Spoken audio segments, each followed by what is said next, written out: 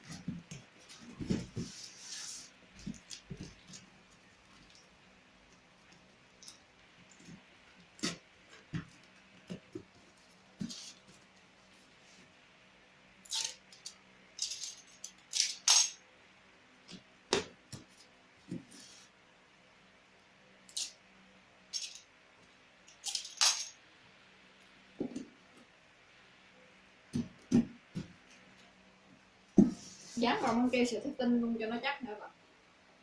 Vậy đi đường xa băng keo kia mình hết được phim luôn.